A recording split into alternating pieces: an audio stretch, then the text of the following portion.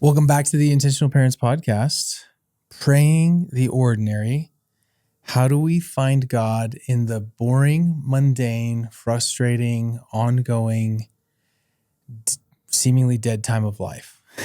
The times when life feels so full and exciting, yet so boring.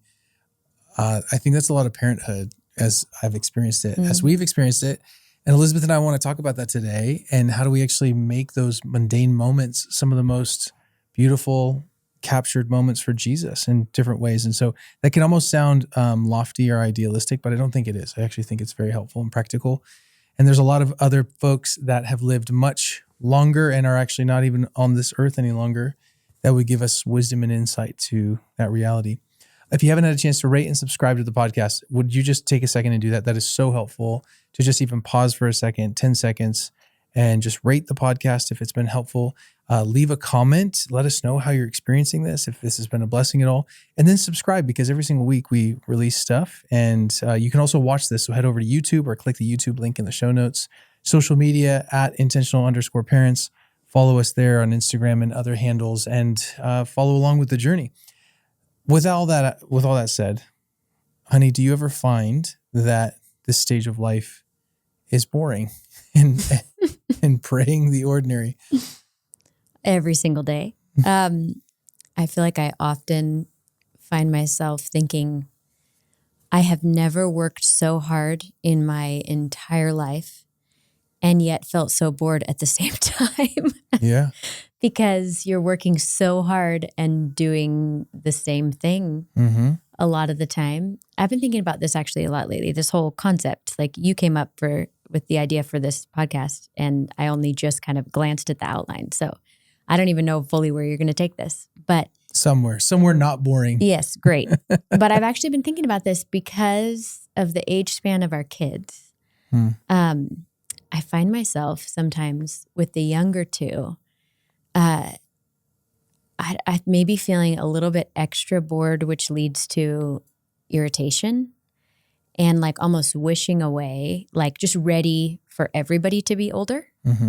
And kind of tired of still having to manage some of the same things with the younger kids that I don't have to manage anymore with the older kids. And I think part of that is just the spacing of our kids, having 2 and then a 4-year gap and then 2 more. You're just kind of feel sometimes like you're in seasons a little bit longer, because not everybody's moving to the new season at the same time or around the same time. So I've been thinking about this of like, man, like really needing a check in my attitude about still being in the younger years while being also in the older years, and wanting to give my whole heart to the younger 2 like I did to our older 2, while also somehow acknowledge I'm tired and I'm a little bit tired of doing some of these same tasks over and over again. So hold space for my real thoughts and feelings, but also have what I think is a more Jesus-like heart posture, which really is to serve and to ask God, where are you right now? The spacing of our kids was not an accident. God knew that was going to be our And it wasn't even an accident with us. We actually planned every single kid. I know that that's not always everyone's story, but we actually planned when we were going to have each one of them. And it actually, not everyone has control over that. But we ended up being able to. But so we can only blame ourselves whenever we feel the tension of it. Yeah, we are in different stages of life. I was literally making reservations for my son today for him. I won't go too much because I don't think he'd kill me. But he is taking a girl on a date for the first time, and his phone doesn't have access to the internet, which is exactly what we've set up. And so we find ourselves in this weird spot of like, hey, could you make the reservation real quick? Like, how do I find the phone number? I was like, yeah, I'll get it for you. Well, I mean, there's other ways he can find it, but nonetheless, like I was finding myself, we sat down. It was so sweet. He sat down. He's like, Dad, I have this list of date ideas, and he like goes through all of them. And he was really thinking about it, and thinking about the structure of it and all of that. And it was really interesting because he's like running me through all of them. And I was like, dude, I don't need to give you any of my opinions or advice. And he's like, no, I want to hear. He's like, I want to hear. I heard you were cooking in high school. I was like, I'd ask girls on dates and then date them. He's like, yeah, dude. So anyway, I won't say anymore, but he came up with a great idea. We came up with one together. I'll give him full credit for it. But I was like, of all the things you want a reputation for, you want a reputation for treating girls really well with respect and care, but thoughtfulness. I was like, that's a reputation that you actually want. Yep. And he's like, dude, totally. I really do. So anyway, we're in that stage all the way down to Sloan just turned 7 and all the fun things that are going on with 7. And 7's a really fun age. So we have a lot of the ordinary that's happened. And I feel like because of that gap, we started having kids when we were 23. Duke arrived on the scene at 23. As of this year, both of you and I will be 40. And so we have had kids in our life for a very long time. But almost half of our life we have had kids. Not quite, but almost. And so that's a really interesting dynamic because now I'm feeling tired and I'm also feeling like, gosh, how much longer are these years? And not even to complain about the kids, right? Like I love having our kids. But truth be told, it is very wearing sometimes. When it's like another night of the same exact thing, like as an adult, you're like, I need stimulation in my mind. I need interesting things. This is where I think the idea of if you are a stay-at-home mom, it can be really challenging because if your husband goes off to work, which my therapist would call vacation, it's this weird dynamic where especially moms carry a lot of that load. And so I'll never forget the day I told you that, and I wish I wouldn't have, but he just said, you have to understand for you, going to work is like going on vacation. You can have adult conversations. You can go out to lunch with a coworker. You can do all of your stuff without being interrupted. And once he painted that picture, I was like, oh my gosh, I can't unhear this. And every mom on the planet said yes and amen. Yes and amen. So let's just talk about this. I want to start with the question really, and to address it is, why does the ordinary actually matter? Why does ordinary normalcy matter to God? Why is that the space that he shows up? A quote to kind of set the tone. There's a whole book, one of my favorite books on prayer that I accidentally fell into is a book called Prayer. It's a really interesting title. But Richard Foster wrote a book on prayer called Prayer. And it's just simple, but I have found it for the last almost 10 years now to be one of those books I go back to and go back to and go back to. You've also received a lot from it. But it's a book I go back to often. And it's a book that has just explained, and what I love about it is it just takes all the different kinds of prayer, puts them in their right place, why they matter, what they are, and then just gives practical ideas of how to practice it. And so he had a whole chapter in there called Praying the Ordinary. That's where a lot of this idea comes from. And so, but even to set the tone of this conversation, one of the quotes that he has is, he says in that chapter, this is the stuff, doing the dishes, changing diapers, taking out garbage, another bedtime story. He says, this is the stuff of ordinary life, and it is precisely here where we can learn to pray. And I remember when I read that for the first time, I was like, what do you mean there's where I learn to pray? I'm distracted. I'm overwhelmed. I'm doing the task. But it's interesting because God is not just in the dramatic or the sacred. He is present in all of our every single day lives. And what Foster was trying to really say in that moment that I grew into understand is prayer is not confined to these spiritual moments alone. Like prayer is just something that we actually include in every moment of our life.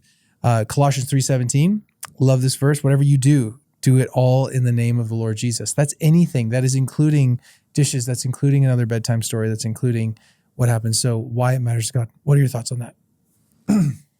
Well, to the point of like why it matters to God, why it's important, it just immediately brought to mind two things.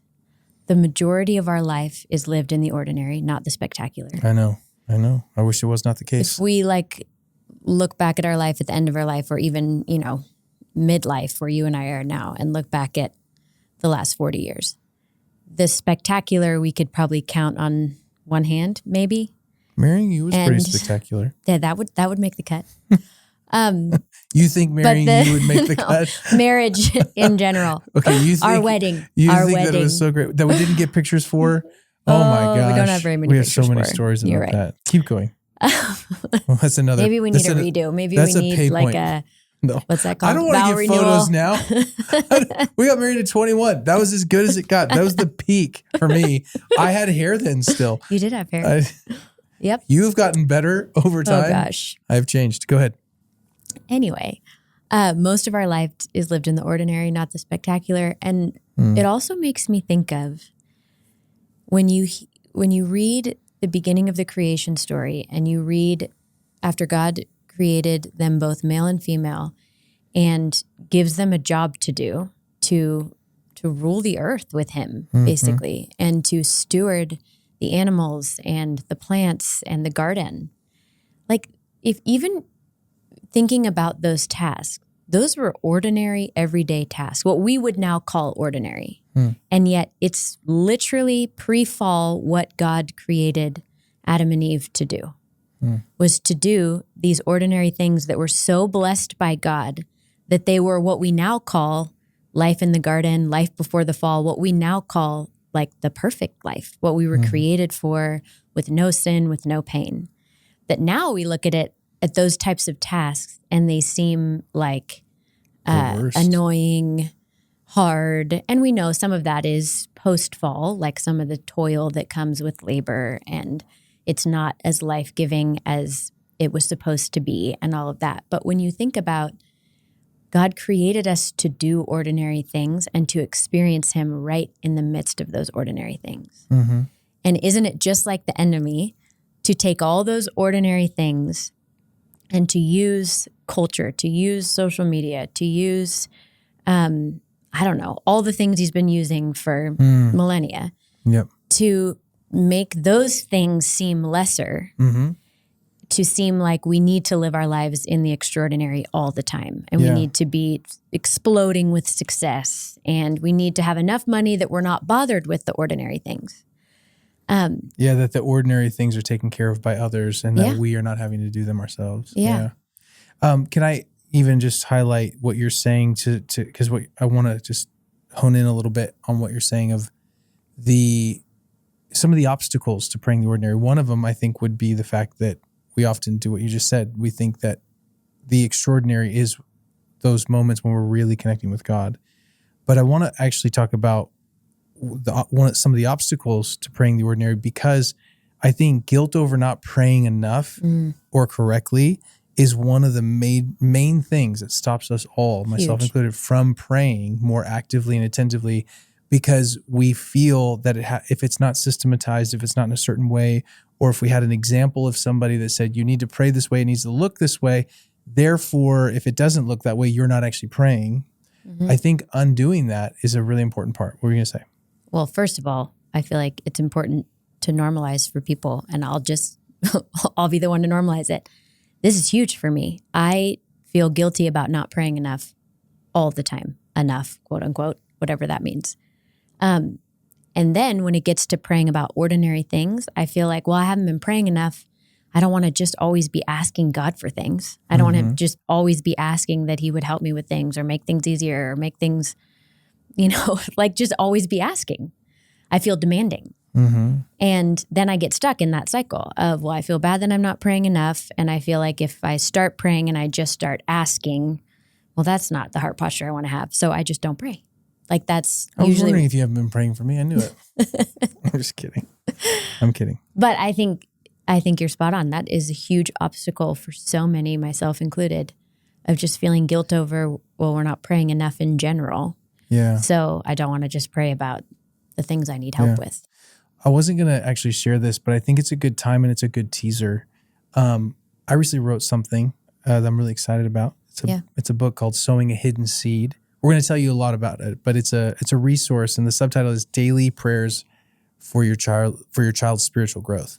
The idea is we know how challenging it is to pray, myself included. So we wanted to create a resource, a book for you to basically go through, take 1 month, 31 days, and it's a devotional. So there's a verse, there's a quote, and then there's a written out prayer on a different topic each day for 31 days for your kids. And it's for you to just begin to have your own language to pray about these specific topics. Really excited to let you know more about that. Listen up soon. It's going to be happening. Well, something about that. I've read it all in one sitting because you wrote it and we're sending it to a few of us to read. And I think I told you as I was reading it, I was getting my hair done, about as ordinary as, actually it's kind of spectacular for a mom to get to go do that. Yes. It was great. I just sat there with the laptop and read the whole thing in one sitting. And I told you, like about midway through, just reading the prayers, as I'm reading them, I'm praying them over my own kids. I felt myself just with each one, just exhale a little bit more and a little bit more and feel a little more peace and a little more peace, that by the end, I just felt like, oh yeah, this is not all mine to hold. This is God's to hold with me. And I actually do not have anywhere close to the level of control I like to think that I do, or even responsibility that I often think that I do in everything turning out a certain way. So that was my experience just sitting and reading it, was feeling like moving from guilt and shame over I don't pray enough to, oh yeah, this is who God is and this is what he has the power to do. And that's so freeing. Yeah. And the fun thing is that each day is like there's a topic. So like, for example, emotional healing is one, sexual integrity is one, their brain is one. Like there's different topics that would span, I think, all the anxieties of a parent. It was just truly from a lived experience from us. But I say that all to say that in the end, one of the things when I was writing a story in the guise of a conclusion, I was essentially writing at the end about how so many people, because this is my experience, how so often our experience is to feel guilt and shame over prayer, so we don't. But even that could be your new trigger point to begin to learn to pray. Yeah. And so it's to remind you that even your guilt about not praying could be this redeemed thing that God uses to actually remind you to pray. So when next time you feel guilt or shame, like I haven't prayed enough, use that as the trigger point to just let out a prayer. But I think there is this ongoing lie that God's really interested in only those big spiritual moments. I mean, and again, I think it's a lie because we all feel that. I think every single person, especially parents, feel it. But I think we have to release that feeling of perfection and we have to embrace just the present moment that we're in, because a lot of us don't have space to go on long walks and have long devotions in the morning and have mid-afternoon prayers. And like all of that sounds lovely, but when you are in the thick of parenting, raising kids, jobs, you have minimal time and let alone energy to pour into it in a way that feels anywhere effective. But what are some other obstacles you experience? Well, you used the word feeling a few times, and it just made me think, I think an obstacle for a lot of people is, and you could phrase this lots of different ways, but I think ultimately a questioning of, is God in my everyday ordinary life, or where is he? And so much of that has to do with expectations that we thought were going to get to be lived out in our life. And so much of our midlife is wrestling disappointments over what we thought was going to be, who we thought we were, who we thought we married, who we thought our kids would be. And when we don't face those disappointments, oftentimes all of that gets directed at God, and we're disappointed with God. And that's okay. We can be disappointed with God and talk to him about that. But I think so often what keeps us from even going there and asking those questions of, how do I invite God into the ordinary, is the bigger question of, where is he? I thought he was going to be here. Why don't I feel like he's here? We're human. We're always looking for a feeling. It's supposed to feel this certain way. I'm supposed to feel like he's in this present moment with me when I'm washing dishes for the 1700th time today. And we're looking for this feeling rather than really building this trust, reading the scriptures and seeing that we serve a present God who doesn't miss anything. He's not absent from your ordinary, whether you feel that he is or not. He's not absent from your feelings of disappointment. There's hidden gems he wants to show you in the midst of it. But I think so often it's that resentment or frustration or questioning of God of like, I sure don't feel like you're here right now in the midst of that. And I would just say, if anybody's listening and that resonates and you're like, oh yeah, I don't even want to go there. Like, I know I'm not supposed to feel those things or whatever it might be. I just would encourage you to lean into that more, gather safe people around you who are wise and maybe a step ahead of you in maturity spiritually, who have for sure been in seasons like that and asked those questions with God, to help you not just stay stuck there, but figure out how to invite God in. He's always present. And so often it's just us moving towards him or inviting him in. You know, that verse in Revelation, he stands at the door and knocks. First, right before that verse, he's talking about being lukewarm and spitting you out of his mouth. Like he wants us to be either hot or cold. And then it says he stands at the door and knocks. Like he's always right there knocking, but we have to invite him into where we actually are. So even inviting him into the ordinary and saying, I want to experience you here, but I'm just not. Would you just meet me where I actually am? The ordinary, I think those are real obstacles, those feelings, those, even how you feel about your prayer life can be something that is an obstacle. So I think the first thing is, if the more we can get into a space where we release all of those preconceived notions, expectations, even lies, and say, Father, anytime I turn my attention to you, that's an act of prayer. Now, I don't want to oversimplify this, but there is no doubt that those little nudges in your day when you think about God are often God just nudging you to him. Yeah. And even by taking 2 seconds and saying thank you, or, I mean, breath prayers are one of my favorite things. We're going to talk about that, but it's literally a prayer that you can pray in a breath. The most famous breath prayer is, Lord Jesus, have mercy on me, a sinner. Like, you can say that in a breath. Say that throughout your day. Just start asking God for mercy, right? Not just because there's sin in your life or moments of sin, but because, man, we need God's mercy in everything. So I think it's important to also think through, what does it actually mean to pray the ordinary? Are you going to say something? Okay. What does it mean to pray the ordinary? So like when we say praying the ordinary, what does that mean? How can you have a vibrant prayer life in the midst of the chaos of parenting and just the needs of life that are so real? We're in the process of potentially selling a home and buying a home. We should not have been doing this as we raise kids. Like, there's just nobody that should do this. Like, it is. Sell a house while you have children living in it? Nope. And the open houses and the like, hey, the text, someone wants to see the house. You're like, oh my gosh. Like, okay, so I was out of town. We don't even have really little kids. I just keep thinking of all the people who have like an 18-month-old who's actively destroying the house while you're trying to All I know is the first weekend I was out speaking, the first weekend we had open houses, I was out speaking. I felt terrible because you had to do all these open houses, make sure the house. 4 of them. And then the very next weekend, you were out of town with Scarlett for 4 days. And I had the whole load, and I immediately stopped feeling sorry for you. I was like, I felt sorry for myself. I was like, this is so hard. And it was great. I mean, to have to know how to do it, but it was also hard in the sense, like, doing that on your own is just a lot. Still hasn't sold, by the way. Yeah. Not yet. But maybe by the time this releases, it will. Maybe. But what does it mean to pray the ordinary? I think it is that idea, Domestic Monastery, fabulous book. If you have not got that book, we'll put it in the show notes. It is a very simple read. It's a sit down. It's an afternoon read.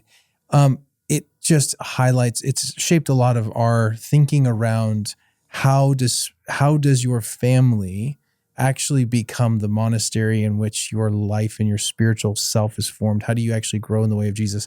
We would all argue that family is actually one of the best ways to become more like Jesus, is sitting in the discomfort, sitting in the ordinary, sitting in the mundane. I know all of these words, especially as a person who is a very specific type on the Enneagram that likes fun and enjoys life and pleasure. Like, it has been a lot for me to have to sit in these years of just kind of like certain levels of mundanity. That's not easy for me. That said, when we talk about praying the ordinary, it's simple things like has been mentioned a little bit, but to go a little bit more in depth, it's when you're washing the dishes, right? Like, that's a moment that you can begin to pray. I know so many folks that have trained themselves to, when they're doing an activity, they just pray during that activity. So then whenever they go to that activity, eventually, this only takes a handful of days, maybe 15 to 20 days. Every time you go to that activity, your mind starts going to that thing as prayer. It's all of these different activities. So it's washing the dishes. I would say driving. I have so many moments when I feel the Spirit nudge me when I'm driving, like turn off the podcast, turn off the news, whatever the thing is, and just pray. I think that's a huge one.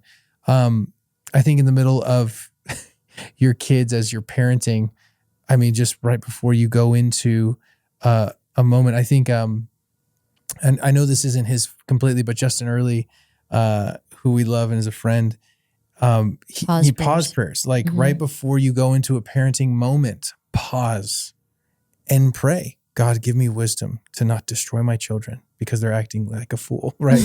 like this happen. I mean, I literally now at this point, especially with teenagers, right before I walk into the room, Lord, please help me be kind and firm where I need to be, but loving and gracious. Like that is so helpful. And it's a posture of heart, right? So it's in all of those very ordinary things. I think of, obviously, famously, the example here is a guy named Brother Lawrence from, I think, the 16th century, 15th century. Maybe not. I can't remember when, but he wrote a book called Practicing the Presence of God. It was actually written in another language and then translated to English. But he was a dishwasher, and he became one of the most effective, powerful prayers in the world because he used every moment of dishwashing to actually pray. And he would just use it as an activity. Like when he was doing things, he was praying. And so I think more than anything, for parents, praying the ordinary is an internal posture of availability, attentiveness, and surrender. I want to say that again. It is an inner posture of availability, attentiveness, and surrender. It's that you have an availability to pray. When the Spirit nudges you, you actually pray, and then you're open to this idea. Foster says another quote that he has that I love in this chapter. He says, prayer becomes the seasoning of life, not just the main course. And that's something that I think is really important. And I know you're looking at another quote right now that you're going to say, but hear me really quick because I can see you're distracted even on this podcast. No, I'm listening. Prayer becomes the seasoning of life. I think that is more what we're talking about. Often we look at prayer as the main course. Well, like here's the morning, afternoon, evening time. It's something sprinkled throughout our day in so many beautiful ways. And so it actually becomes the seasoning of life. What were you going to say? I like that picture. Yeah. The seasoning. Not just makes it richer, fuller, more colorful, more flavorful. Yeah. I was just thinking of, and I pulled up the quote, Tish Warren wrote a book called The Liturgy of the Ordinary. It's so good. Basically a lot of what we're talking about here. But she has this quote, and it resonates so much. If I am to spend my whole life being transformed by the good news of Jesus, I must learn how grand, sweeping truths, doctrine, theology, ecclesiology, rub against the texture of an average day. How I spend this ordinary day in Christ is how I will spend my Christian life. And just this idea that being transformed by Jesus, yes, is all these big things, theology and reading the scriptures and spiritual practices, and all those things matter. We're not saying they don't. They absolutely do. But they have to rub against the texture of an average day, because how we spend that ordinary day in Christ is how I will spend my Christian life. I just, to add to that, what you're saying is this is where I think in Christian culture, especially, intentional exists to help families form spiritually. We're all about spiritual formation in the family. That is through a version of spiritual practices. Now, what's tricky right now is just as much as spiritual practices are on the rise and everyone is loving them because it's bringing to life a faith that maybe at one point felt mundane or dead. At the very same time, we have to be so careful because spiritual disciplines can become another form of legalism that just weighs you down in your parenting. When you say, I don't have the space to do a 3-day fast. Yeah. Neither do I. Or I don't have the space to do the spiritual practice of silence and solitude. I just don't have the space. A lot of parents don't. Well, then it causes that same cycle again that stopped us from praying, is we feel guilt and shame around, it feels too big, I just can't start. So we don't do any of it. Yeah. And then we wonder why it's sucking the life out of us, why we're cranky with our kids all the time, why we're having outbursts of anger. We suffer from all of this, by the way. So if this is all from lived experience of doing it very wrong, and still, ongoingly. I'm recently in a season where I was like, I've just been doing the last handful of months really wrong. And not because I've been trying to, but because when life happens, it's so easy to get out of that rhythm. But I was just trying to highlight that to say, this conversation about praying the ordinary is, in my opinion, and especially from a lot of people that are far long gone and dead and have a lot more wisdom than we do sitting in the room, this is what I think spiritual formation looks like. It doesn't look like you spending 2 days away at a retreat center. Now, sometimes that's the extraordinary. It can happen. Do it once a year if that can even happen, right? Maybe that won't happen until another decade of your life. But it is in these seasoning moments of life that you are spiritually formed, like you're saying. And it's that even lie again that, I have to do all of these things. I need to read the scriptures. I need to. Yes, reading the scriptures is good for your soul because it's life-giving, right? But the moment it becomes a task that you're checking off and you're not sitting in God's presence and you're rushing through, it becomes a burden and it becomes something that is not helpful. Just recently, our little sweet birdie, I'll try not to cry because I always cry when I talk about her, but one of her friends she was telling me one of her friends, they pray the blessing over them. Basically, the Lord bless you and keep you, make his face shine upon you. She's like, they read that or they say that over their kids every single night. And so I was like, that's awesome. I love that as an idea. And then she said, I want you to read or say Psalm 23 over me every night. And right now she's in the stage where she's really connected with me, which I'm very thankful for, just because it's always sweet when you have a season where, you're connected with your kids. And she's like, Dad, that's our favorite verse. She's always finding things that are our favorite thing. Like she's always trying to find things that her and I connect with. Even to like, I think my face shape is more like yours, Dad. Or we both have the same toes except our big toe. It's different, but we have the same, like she's trying to find these ways to relate. And she's like, that's our favorite verse. So I think our favorite chapter. So I think you should read that over me. And I'm telling you, her sweet OCD doesn't let a night slide when I'm sitting there reading this over her. And the sweetest thing has been happening. And I don't know if you've seen it yet because she only lets me do it. I just found out last night I wasn't able to put her to bed because I was doing some work stuff. And she literally, when I go to read the verse. I asked her, do you want me, I'll read Psalm 23 over you. And she goes, no, just Dad does that with me. Like, okay. And it's sacred. It's small. But when I go to read this verse over her, she closes her eyes. She holds my hand and she just almost in a way lets it just wash over.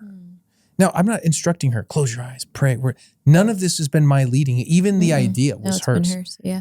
And I'm saying all that to say, like, in that moment, which takes maybe 35 seconds, if you're actually like reading through and timing it, it's 6 quick verses. In that moment, that 35 seconds, I think those 35 seconds are more impactful than an hour of Bible reading for me personally.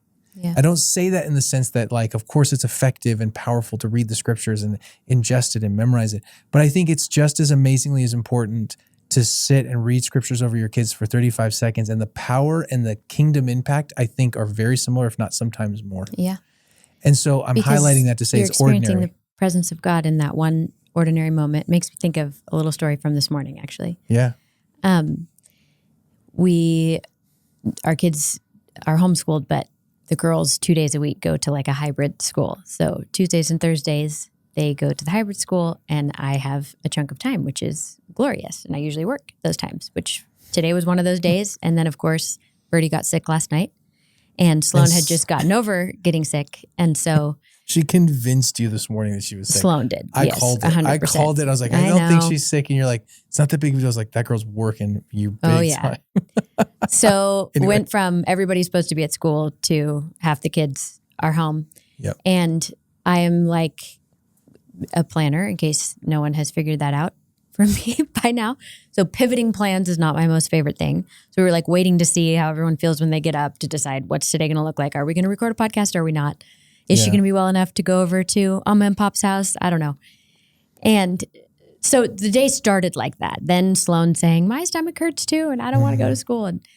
And then they the big kids went off to school, and I'm trying to get everybody ready because Birdie felt a lot better and was like, I want to do school at a coffee shop because they still had to do their schoolwork. And so I'm like trying to be the fun mom, even though I'm having a really bad attitude and don't want to. I'm like, okay, fine, we can go to a coffee shop. Maybe I can fit in Costco too. And I'm just annoyed. Like I'm annoyed at everything that's happening. And then of course they're fighting about absolutely That's the energy everything. I felt when you walked in here. That's what it was. Yeah, that's exactly what you felt. That's and they're just, I mean, I couldn't even get anyone in the shower because they're just fighting about everything. Yeah. So by the time we actually leave the house to go to this coffee shop I don't want to go to, I'm just not being very nice. I'm just like, it's taking 20 minutes to find shoes and just, I'm totally annoyed. And Birdie's in the car. She's annoyed at Sloan that she's not moving fast enough. Sloan's still buckling her shoes inside. Of course, I was too annoyed to even help her or do it for her. And then out walks Sloan in high heels and a leather jacket and this like necklace she got for her birthday. And she's just like strutting out the garage. She loves her like Sweetie. Head held high with this like smirk on her face, just being 100% herself, completely unfazed by the fact that her mom had just been annoyed with her all morning, essentially. She feels good. And I'm watching her from the driver's seat walk out. And it was this moment of God just, I think, interjecting with all of her sass and her strutting her stuff through the garage, of God just being like, come on, Elizabeth, like, see her for who she really is. She's just a little girl who's having an off day and who has all the confidence in the world. Too like, much. check your attitude. This is actually your attitude more than it is hers. And it was this, it turned into, from immediately before, this like drudgery of like, I want nothing to do with this morning, to a moment of gratitude of like, thank you, Jesus, for this sweet little girl who's full of fire and sass, strutting her way to the car. And it was this moment of gratitude for her and a check in my own spirit of what my attitude had been. And to me, when we talk about those ordinary moments, some of them are the beautiful Psalm 23, like where heaven meets earth moments that you feel the presence of God. And some of them are these little, I mean, this was probably a 5-second, probably took her 5 seconds to walk across the garage and for God to get a hold of my heart. And a little like half prayer, half thought of like, I'm sorry, God, like, will you help us with this morning? You know? Now I need to go back and apologize to my kids for acting out my annoyance so much. But I think it's moments like that where God wants to give us those moments if we're looking for him, of to take that overwhelm. This is one thing I've been doing a lot recently in my mornings, of just taking a minute after I've journaled all the things I'm overwhelmed or anxious about, because that's usually what my journal is full of, and just saying, God, would you just help me with today? Today feels overwhelming, because that's just kind of how every day feels right now. Would you just help me with today? Would you help me with all the transitions in and out of the car, which are hard for Birdie? Would you help me with the way too packed of a calendar of things that need to be done? Would you help me keep the house clean while it's for sale? And those are literal breath prayers. God, would you just help me? And I think, I don't know, I think those, more often than not, it's prayers like that that actually help us experience and practice the presence of God. Then the longer ones, the ones where we're sitting and waiting for God to speak, and he does often, but I think he speaks a lot in the little moments if we take a little bit of a pause and listen and speak to him. Very well said, and very, very true. And thank you for sharing that story. It's so much of a theology, rather, even a verse that makes me uncomfortable. And I will say I'll speak to our generation. So we're millennials, elder millennials, I think, are right in the middle somewhere. So Gen Z, Alpha generation, which actually, ironically, we have a lot of Alpha generation or Gen Z that listen to this, which is fun. But let me just say something to these generations, because I think there's something that has made our generation, you, Elizabeth, and I, uncomfortable. But there's a reality that you can't get away from. And the more I understand God and scriptures and all of this, this is a very real element. Now, what I'm going to say, if anyone's a little bit older, they're going to go, duh. But I just have to say, this does not trickle down as effectively. And that is the idea that God rewards people who actually walk with him in righteousness. Now, we're all so kind of like turned off to that idea because of legalism. I think the idea that, wait, I have to earn my salvation. No, I'm not saying earn your salvation. You are saved. You are loved. God accepts you. He forgives you. He doesn't always agree with every single thing that you do, because that's where sin is a part of our life. And of course, that's where grace is there, and there's mercy, and there's all those things there, right? But once you set that aside, there's a handful of very clear scriptures that talk about the Lord rewarding you for doing good, for being a person that wants to have a relationship with him, and therefore your life becomes a piece of fruit for the world. I know that makes a lot of people uncomfortable, myself included, but the fact is, God talks about rewards. He talks about the ongoing, the blessing. And it's not prosperity gospel. He's going to give you more money. That's never. It's not even, the blessings and the rewards are not here. They're actually heavenly. Yeah. So they're not even promises of earthly, although that is woven in, because when you follow God's design, there's natural flourishing. So I have to just say that. There's a byproduct of peace, like a settled peace in our spirit. There absolutely there is. Yeah. Absolutely there is. And I think there's So of course there's flourishing this side of heaven, because that's the natural byproduct of operating the way you were designed. It's just like any operating system. When it's operating the way it's supposed to, it does what it's supposed to do. It grows, it flourishes, it's good. Yeah. There's rewards in heaven. And those concepts I know throw people off to an extent, especially if your background is less understanding around these confusing topics of, well, what is heaven? What does all of eternity mean? And what is hell? And what does it mean to, like, are we burning forever? Are we ceasing to exist? Like, where does this all land? And I'm not even here to talk about all that. I would just say there is like rapid, beautiful, intense lived rewards now and in the future and in the kingdom to come when you live a life that is rejoicing in the ordinary. And I don't think this should be your only motivation, but it is a beautiful byproduct of what happens. It creates righteousness in your life. It creates holiness. It creates all of these byproducts that bless you now and in the life to come. So I want to talk about practical ways to begin. A couple ways. We already mentioned, but I think it has to be said again, breath prayers. I would encourage you to write down, ask ChatGPT, give me 5 good breath prayers around parenting. Like, do that. Let's do that right now. I want to do that and see what it gives us. The internet is so fun to me. It's also so scary. Okay, I dictate most of my stuff. Give me 5 breath prayers around the idea of parenting. Okay, let's see what happens here. And the reason I'm asking this, the Gen Zs would be so proud of you for what you're doing right now. Oh, the internet compares. Yeah, it's on airplane mode. Hold on, internet. It's so smart. It told me to retry. But that said, like, I would encourage you, use the internet, use ChatGPT, use your brain to write out 5 breath prayers. Lord, give me patience with this child today. Lord, help me have graciousness on this person today. Like, what is it in your life? Make it tangible, make it real. Hold on, here it comes. They're coming. All right, there you go. Here's one. Okay, this is so funny. Okay, so the first one, inhale, Lord, you're my strength. Exhale, help me love with patience. Man, internet, thank you. Second one, this is great. This is in real time, so take these. We'll write these down. Second one, you know my child. Exhale, better than I do.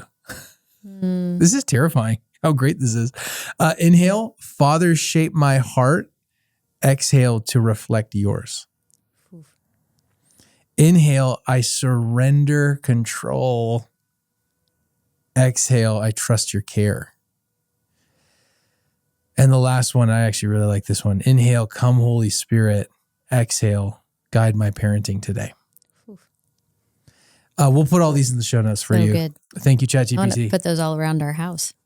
That said, start with breath prayers. I think starting with breath prayers is a huge win-end way for you to begin to grow and understand. Just, it's that simple. God hears that. Come, Holy Spirit, give me grace in my parenting today. Like, that is prayer in its best form. So I'd say start with that. If you're a person that wants to have some set aside times, I would say set simple reminders. Like, there's so many apps now that can set simple reminders. I remember a time, not in the far too distant past, when it was your mom, who everyone understands, if they've listened to this podcast, is deaf. If you didn't know that, she has a cochlear implant, she's deaf. So if she hears things, it's electronically. So she can hear certain things, but it's all electronically. Through a cochlear implant. Through a cochlear implant. And so what ends up happening is her, if she has a phone on or whatever, it's as loud as it can be because it needs to be able to catch that, electric impulse and be able to hear.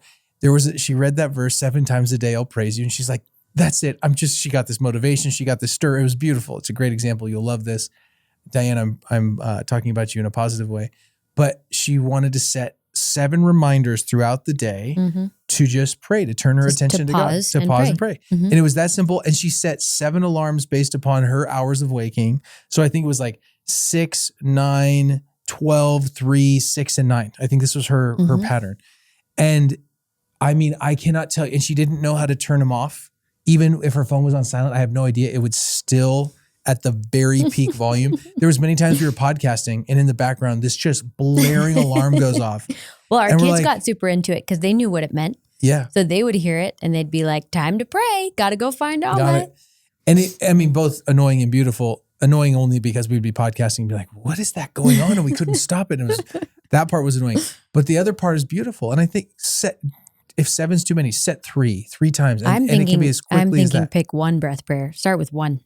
Yes, I'm saying as far as the setting reminders though. Yeah. That could be a way to do it. If you have a to-do list, you do. Pray through your to-do list. Just take a second. Have lists. Then pray for your list's list. Yes. But I think that's even another thing. Like you have a to-do list each day, whether that's mental or even written out. Yeah. Praying through those meetings. I know that's praying through the calendar is another one. I think offering each task as worship, that sounds really overly spiritual, but I think what that means practically is, God, help me view this moment as a way to serve my child or to serve my spouse or to serve you through this mundane task. That makes me think of Romans, I think it's 12. Up until that point, all of Romans is talking about what we've been saved from, what we've been saved for. Like it's the gospel, it's the Romans road. And then it says, therefore, because of all that, offer your bodies as a living sacrifice. That's what that makes me think of like doing dishes, changing diapers, mopping the floor, folding laundry, going to work, even if it's a job you don't love, you're providing for your family. That is offering our bodies as a living sacrifice to God. It's part of it anyway. I love that. That's a very helpful example.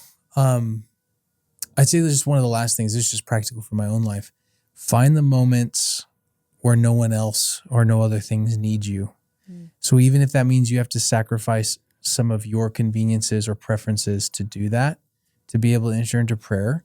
And it doesn't have to be a lot, but I think that anytime that I try to find, for example, it's after you go to bed or after you're down and the kids are down, if I slip out for a 10 minutes, sometimes it turns out to longer prayer walk, like that can be incredibly refreshing. I'm always reminded of the power of doing that. So that's something that works for me because no one needs me at that time. And at that moment, like we're not talking or connecting, you're sleeping and the kids are already out or, their needs are met at that moment. Everyone's down for the night. I think for others, I think myself as well, you as well, it's before the kids wake up. If you can do that, I mean, I know that some kids you're in the stage where they're just waking up so early and you're just like waking up to coffee and a prayer. And there's seasons for that. We're at a season where our kids are a little more predictable and they sleep a little bit later. And so we can set our alarm for me, more realistic than you, and have time in the morning to pray and reflect and just step into the day in a gracious way. That doesn't. I know a lot of parents who, if they're not able to wake up before their kids, as the water is heating up for their coffee, those are the 2 minutes that they're praying. That there's just some visual cue reminder to pray. And to offer God the moment. The idea of offering God each moment, but also offering God each day. Yeah. I think one of my favorite things to do still is when the kids are sleeping and they're falling asleep later and later, at least the older ones. So it's harder to do with the older ones, but I will try periodically to just, go in their room as they're asleep for a minute or just open their door at least and look at them and pray for God to heal the emotional wounds that they've collected throughout that day and pray that he would heal them and help them. Just take even a moment to pray, even just praying that prayer, which takes maybe 5 seconds to pray, has a long-term lasting effect. So as we close, just a few encouragements and invitations. You are never too ordinary for the presence of God. Your life isn't too ordinary. It is actually the perfect place. It's the ground in which beauty can grow. Secondly, God delights in joining you in the small things. Like the more small the task, the more beautiful it is. Can I read a great quote to go with that, C.S. Lewis? Yeah. One of my favorite quotes of his. The great thing, if one can, is to stop regarding all the unpleasant things as interruptions of one's own or real life. The truth is, of course, that what one calls the interruptions are precisely one's real life. Yes. The life God is sending one day by day. It's like such a love that flip quote. of how we view I've heard things. that. I love that quote. Love it. Because that it's true. It's a practice and it's a perspective. It's so true. And I think that's the truth about ordinary prayer is it's deep, it's actually powerful, and it's transformational. And the lie is because they're so short, because they're so quick, that it's not actually transforming you. It's not transforming your family. That's not the truth. The truth is it is. And so I want to encourage you to choose one ordinary moment today to turn into prayer. Just pick one, like that could be changing a diaper, that could be dishes, that could be mowing a lawn, that could be a task of going to the store. Pick just one ordinary thing that's like so mundane and so just organic that you're like, okay, I'm going to pray. And pick one. And then if it makes sense and that's coming to mind all the time, add another. If making coffee in the morning, there's a lot of different cues that you can do that. So wherever you're at, we just want to encourage you to let the Spirit form you through praying the ordinary. Be a person that prays the ordinary each and every day.